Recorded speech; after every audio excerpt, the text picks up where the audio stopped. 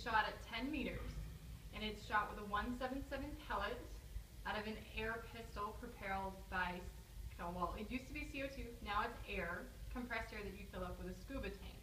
There's an adapter that you can just fill on a standard scuba tank, and it gives you the compressed air that you need to shoot the pellet down at 10 meters. They're incredibly accurate pistols for their size and their distance.